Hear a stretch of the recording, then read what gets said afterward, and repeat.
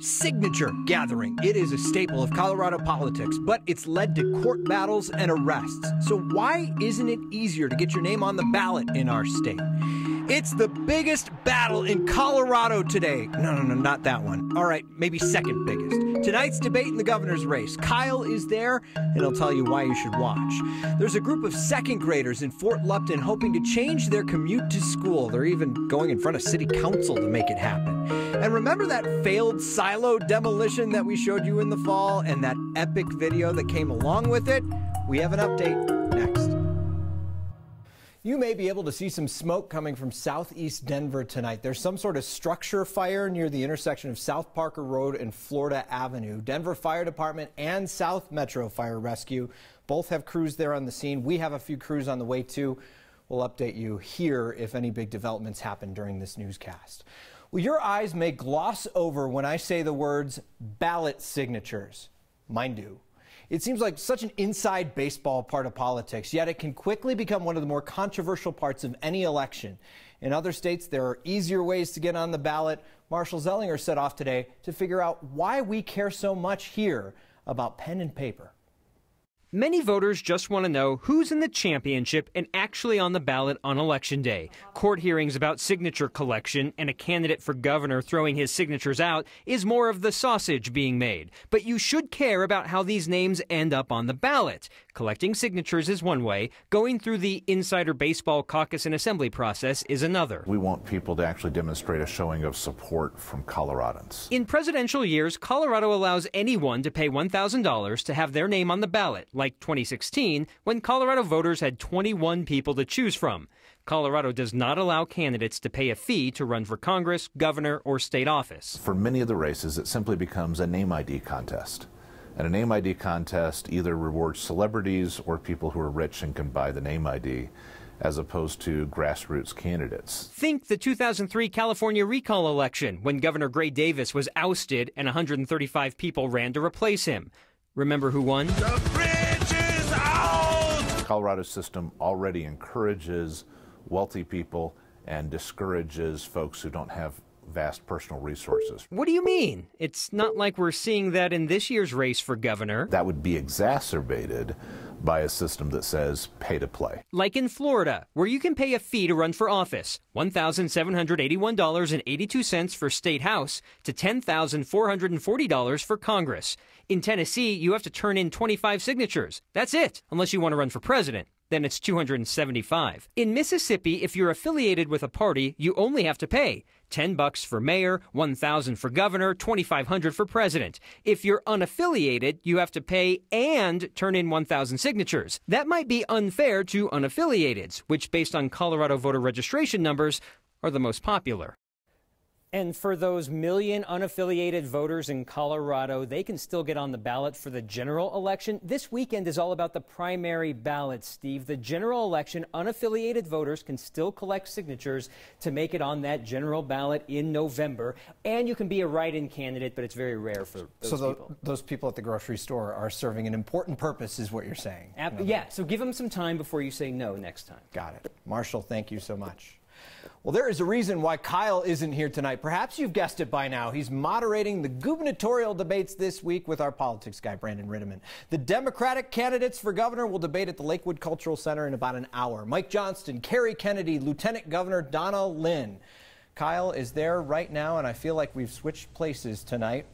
Kyle, what are we expecting in such an early season debate? You know, Steve, for the candidates who are willing to take the risk of debating this early in the campaign, it's a chance for them to set the tone and really define themselves for voters who are just getting a look at them for the first time. A lot of great shows have come through the Lakewood Cultural Center over the years. Not sure what we're going to see tonight, whether it's going to be more Anything Goes or more Little Shop of Horrors. And one thing's for sure, this is a Democratic primary debate, so chances are folks are not going to be going stage right. Although if you know theater directions, that's actually to the left of the viewer, so maybe they will be. Who knows? Anyway, this is our stage at the Lakewood Cultural Center, where we will hear from three candidates. Donna Lynn does not yet know whether she's going to be on the ballot. Kerry Kennedy is posed to clean up at the assembly. And then there's Mike Johnston, who's looking for what could be some deciding momentum for him that just hasn't taken yet. So you mentioned three names, one name notably absent, Jared Polis. A lot of people have been asking why he's not in this debate. Sure. Polis and Kennedy are the front runners. The congressman's staff was clear with us when we invited them to the debate that they did not want to have the congressman debate pre-assembly. That's when things traditionally settle down and clear out a little bit. So we are hoping that Congressman Polis will be willing to debate in the future. Kyle, a lot of people will be watching tonight. Thanks so much. 7 o'clock. That's right. It'll be at 7 o'clock. Denver City Council is not going to investigate the mayor's inappropriate text messages to a former aide, but we have learned Denver City Councilman actually suggested Mayor Michael Hancock should suspend himself. Our 9 Wants to Know team reviewed 200 city council emails relating to the mayor's flirtatious text messages with a former member of his security team. In one of those emails, City Councilman Kevin Flynn wrote to the mayor's office and suggested a 1-week suspension. Many of the other emails were from constituents expressing anger over the mayor's behavior. We've reached out to the mayor's office. A spokesperson said that he's been open and transparent, but that, quote, self-imposing consequences was not an appropriate response, end quote. A class of second graders in Fort Lupton have taken a project so seriously that on Monday they will actually be addressing the city council there. The mission of it? Save lives. And the first plea they made was to our own Nelson Garcia. Remember, you're going to have to walk up and you're going to have to talk to the city council members. In an age when kids love to pretend, we have learned that it is better to be proactive rather than reactive. These second graders are getting ready. You might find this helpful in determining a ballpark estimate for something real. Good. Isaac Aguirre and Kaylin LaRue attend Twombly Elementary School in Fort Lupton, and right outside they see a problem. It's about the safety of the kids in Fort Lupton because it's not safe for them to ride their bikes in the street. The sidewalks are for people to walk on, and the streets are for cars. We want to install bike lanes. Instead of this idea being just a project, the kids will go before the city council on Monday to officially submit a proposal for bike lanes on 3 roads, with the help of teacher Melissa Gawain. This is just a really good way of teaching them how to make a difference. I feel kind of nervous to go. We've been practicing going before city council and doing our petition. They have gathered more than 300 signatures online and on paper. You're going to get a little nervous, so just relax and keep your pace while preparing their numbers. We did research so we would know what we're up against. Yeah, it's wide enough to install bike lanes. But they are presenting, they are making the speeches, they are presenting the data, and they're going to do it, and they're going to make a difference. For real, not pretend. For Next, I'm Nelson Garcia. Fort Lupton City Administrator Claude Haynes says he and the council will be listening intently on Monday and plan to take these kids very seriously. Kathy's in with your forecast. There's another warm day on tap, and then it gets cooler for the weekend because Colorado. The first U.S. Diplomatic Courier has quite the story to tell. Tonight we learn about what he got to deliver around the world. I feel like a lot of our story has been lost to history. Next.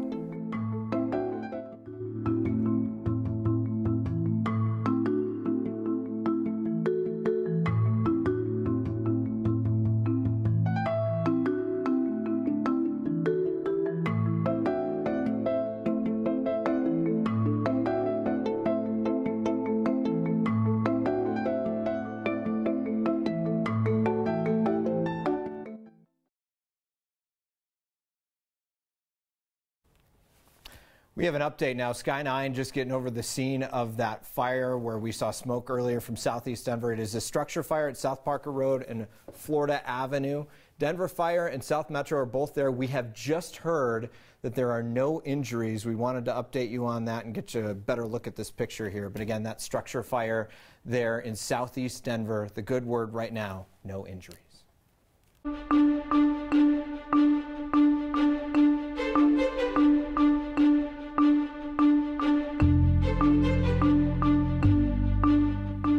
Steve, fire managers have their hands full with the gusty winds out there. Critical fire danger, as you know.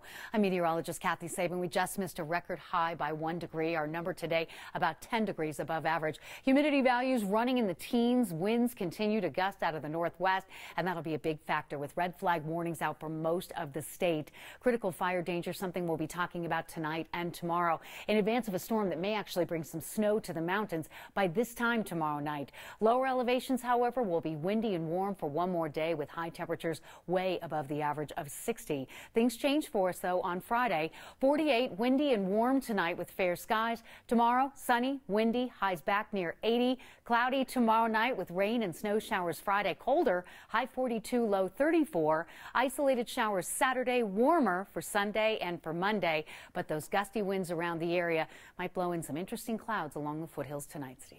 Nice looking clouds, Kathy. Thank you. There are a few videos we've shown you on Next that are just our favorites, you know, like the Charlie Blackmon kid. So when we have an excuse to use them again, we always try to do so. So take this one that we aired back in November of an attempted demolition of a silo.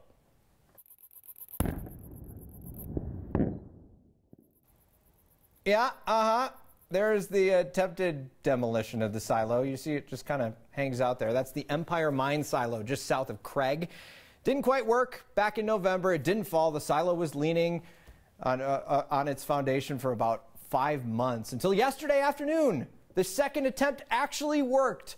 Our friends at the Craig Daily Press got a statement from Peabody Energy that says a third-party contractor is decommissioning the Empire Mine and will restore the lands for reuse. Sounds like they'll remove what's left of that silo, but it's unclear what they'll use for that land for once the mine is actually cleaned out of there. We were telling you about the story in the Tampa Bay Times. It shows how generous former CSU football coach Jim McElwain is. So after CSU, he went to Florida. He coached the Florida Gators from 2015 until October of 2017. When he sold his home in Florida this January, he took a $400,000 loss. A lot of media outlets pointed that out as, quote, another loss, poking some fun at him since his tenure at Florida wasn't all that great. But there's actually a reason for that. The house now belongs to a family with 3 kids. 2 of them have neurological disorders. And this house has big enough hallways and doorways for those kids to navigate through. We have a link to that story if you want to read more on the Next Facebook page. A U.S. Diplomatic Courier had a special package to pick up in Denver today. Some World War I era artifacts that a man in Colorado Springs had stored in his garage. The items have exceptional meaning, not only to him, but to the Diplomatic Courier herself. The gloves are because the material is all so old that the oils from your hand can damage it. The courier service is so small and so unique that I feel like a lot of our story has been lost to history. It's a full copy of the Treaty of Versailles. My name is Shane Morris Sparks, and I'm a diplomatic courier. I transport the classified material from Washington, D.C. to our embassies and consulates overseas. We were founded in 1918 by Amos J. Peasley. In November of 2018, the Diplomatic Courier Service will turn 100. So I reached out to the Peasley family. My name is Robin Peasley Dougal. My grandfather, Amos Peasley, he passed away in 1969. This whole collection was kept in his office. Before Amos J. Peasley founded the Civilian Courier Service, and I came out in the spring of 2016 as a member of the New York State Overseas Election Commission, and took it to my place and stored it in my garage. And then separately, Shane, was doing her thing. So I reached out to the Peasley family to see if they could share any stories. Shane was totally unaware of any of this. When I found out he had this whole collection of artifacts, I was very excited. Shane gets very excited in her emails, like there's an exclamation point after every word practically. So when she heard about that we had some very specific stuff, there's like 10 exclamation points. There might have been quite a few exclamation points. I was really excited.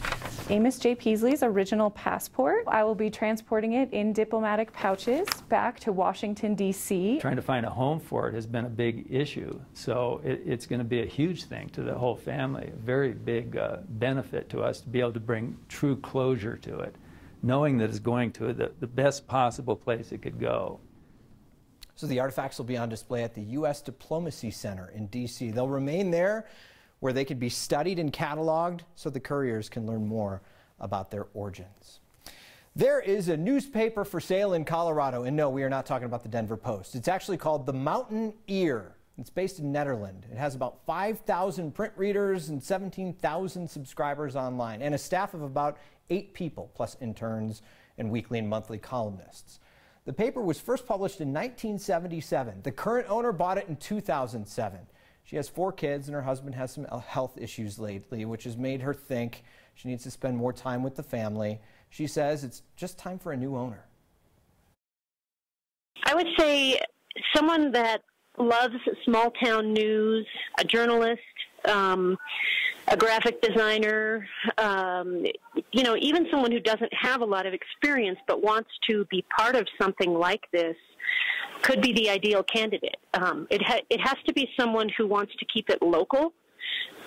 We certainly don't want a large conglomerate coming in and just adding it to what they do, because we really feature stuff that is just this area related. So we're looking for somebody that wants to keep it small. It's important to the town. It's important to the history of our area. We cover such a broad area from Allens Park to Idaho Springs. There's no one else that covers up here. So ideally, Barbara says even a young adult or student would be a good person to run the Mountain Ear, someone with a lot of energy and some new ideas. If you're actually interested in learning more about buying the paper, we have information on the next section of 9news.com. We answer a long-held question about Kathy Sabin's wardrobe next.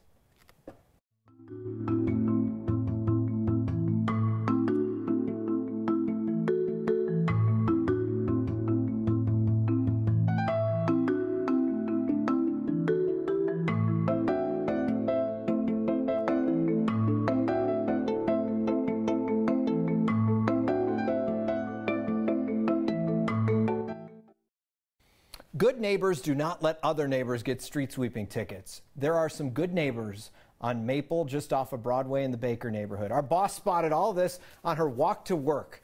People have decorated the street sweeping signs to draw some attention to them. They've painted the street with warnings all over the place. They made homemade signs, trying to keep that $50 in your pocket, not the city's. Yay, neighbors! So people are paying attention. Our next question comes from quite a few of you, Sally, Carol, and Angela. You've all noticed sometimes it seems like Kathy changes clothes between 9 News at 5 and Next. At 5, she's wearing green. On Next, she's wearing blue. So is she actually changing her clothes between shows? So I walked far away from my desk out to the 9 backyard to get an answer to this question. So Kathy, you are wearing green. Nothing gets by Steve, by the way. This wall is blue, so that works, right? That's right. The directors will key a source over this color. As long as I'm not wearing the color, unlike my good buddy Steve here, you look fine. This green shows up. Your tie doesn't work out here so well. It changes when we go in the studio, It absolutely does. Most television stations have a green wall inside the studios, outside the elements, which on any given day would be amazing. But when you wear your favorite color green on a green wall, well, you've really got to think about your wardrobe choices, or bribe that fabulous cameraman and director with a little bit of chocolate, because boom, TV magic. And that's I'm all just better. That's just an adjustment. So you're not changing or anything like that? I am not that talented, Steve. I'm glad that you think I am. You can't do the Diana Ross quick change? Not yet. Okay. I haven't, no. God, they never changed the color of me. Quick feedback here. Chris Clark says, that's dirt from you working in the yard. No, Chris. This is a playoff beard. The Avalanche are in the Stanley Cup playoffs, and I'm going to keep growing this thing for a while. By the way, I want to see anyone out there who has a playoff beard. Tweet it to Hey Next, tweet it to me. I want to check out your playoff beards. Also, got to give a shout out to Angela and Michael, who both asked about Kathy's dress tonight. And Heather says, my husband saw Steve Steger on the promo and said under his breath, where's Kyle Clark? #ManCrush. See you next time.